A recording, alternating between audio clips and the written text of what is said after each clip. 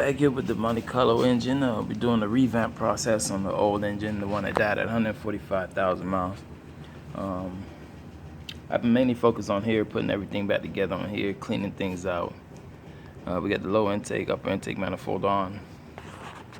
Injectors put back in, certain components, throttle body.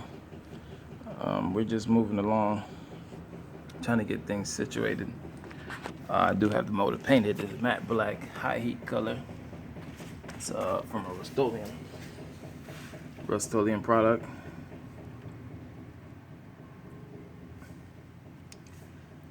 A few more things to do before we get this thing situated. I got to clean out the front now. The front cover. Gonna have to take out the harmonic balancer. This one's damaged.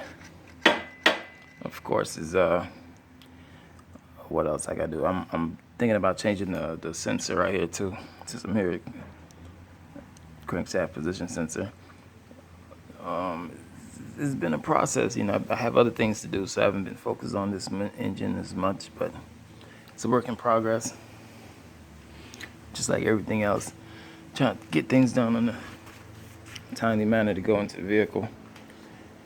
Today I'm focusing on the rim seal. This is the point of failure, I believe it happened in the junkyard motor right here. If not a head gasket blown, I do believe it's the rim seal, and not this seal because it's not leaking oil. It's leaking coolant into the oil, and you can see back here. This is the plate, rim seal back cover plate with the rim seal in it, and this is the new one, Felpro product.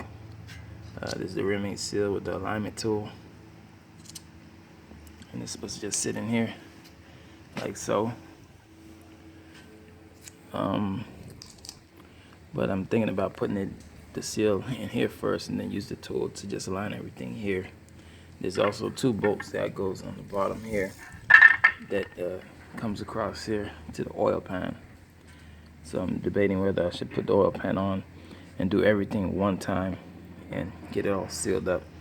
And as you can see here, you don't have the little orange groove. As far as the gasket goes, this one is worn down. This is the old cover for this engine. I haven't taken off this one yet, but I'm in the process of going to remove the flywheel and take the cover off like this, or like this one, and see if that gasket over there looks like this one, and possibly pinpoint where the cooler is leaking from.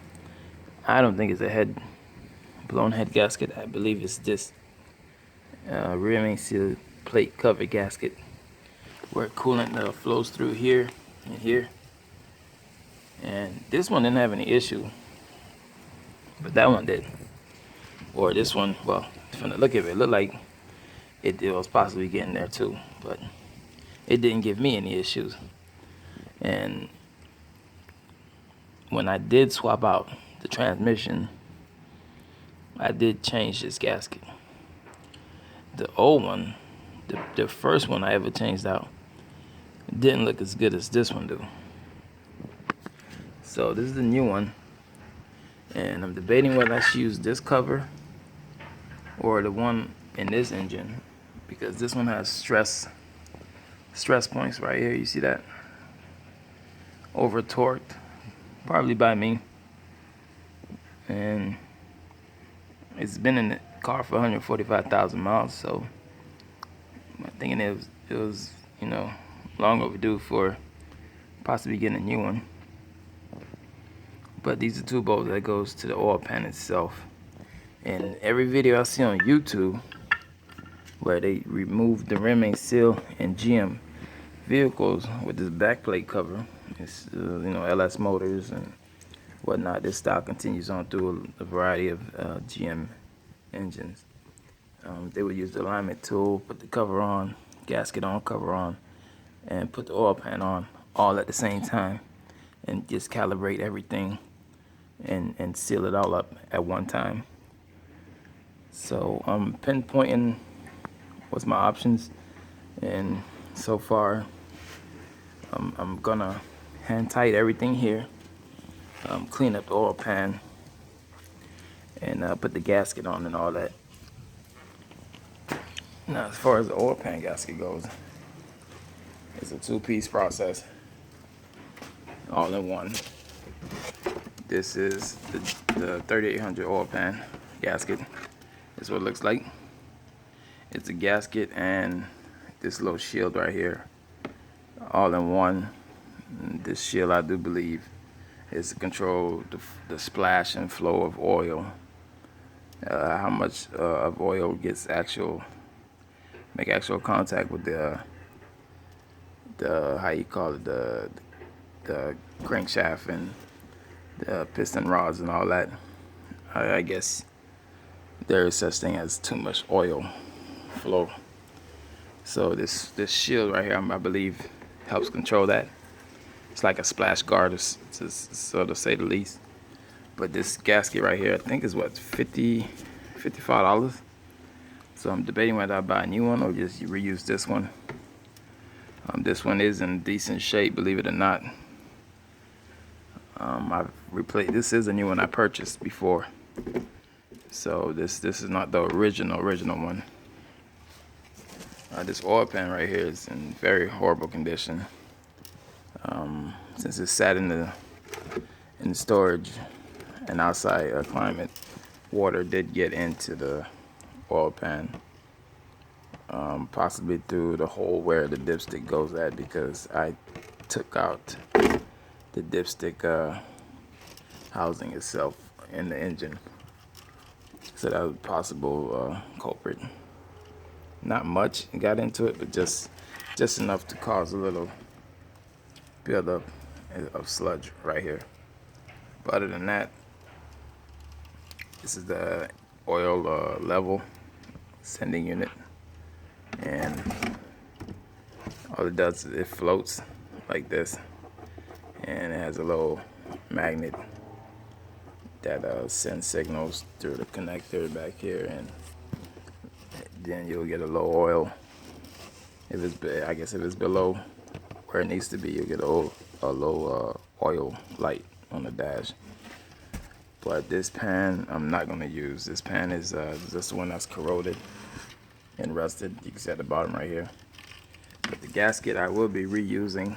If not, I'll purchase a new one. I think it's like $55. But we're debating to see.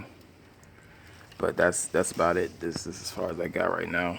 Like I said, life happens. I have other things to take care of. This is just one of many. After I'm done with using all these tools, I will be getting rid of them, selling them. The engine hoist, and I just purchased just a couple days ago. And it comes with the pin and all the adapter that goes here. The only thing I had to do was purchase the bolt. So I went to Home Depot with one of the original bolts that connects the transmission to the engine, and I just got it in like a 4.5 inch length, and it just go through here and slide and screw into the back of the block as if I was putting the transmission and the engine together, like so. But this is the progress. Again, this is the new Velcro gasket for the rim main seal cover and the rim main seal itself, and that's that. I know down here you gotta put a dab of silicone wherever corners meet that are not connected solidly. So I would be doing that. But this will all get cleaned up. Like I said, this has a stress points right here. To me, that is a big deal. I don't want this cracking. You know, when aluminum get hot, I don't know what it does. It's a whole different kind of metal. You know, this ain't any kind of metal. It's aluminum, so it has a stress point, and this right here is like a red flag for me. So I'll check into this and see if I need to purchase one of these. Also, I'll take the one out of this engine to see what condition it's in, see if it can be salvaged. If not, I'll just purchase a new one. Also, I gotta get the harmonic balancer off this one and put it on that one. This is I think it's a 1-inch driver. And I know it's torqued on very well, so I might have to get me a torque gun, an electric torque gun, or something to break that off. And off, of course, the puller. But it's work in progress. You can see when I got this one, I replaced the gasket in here, but I used silicone. So I don't know if the gasket should just go on without silicone. And like I said, this might have been the failure point here, where those coolant valleys are, and it just kept dropping coolant into the oil pan and mixing it. I don't think it was a head gasket failure. I think failure is back here. But, you know, we're working on right now. See how far I get and give you guys an update later on. If you guys have any questions, comments, feel free to leave that on under this video. And that's about it for now. We just, working along. There's no rush. This is not something that needs to be done in time.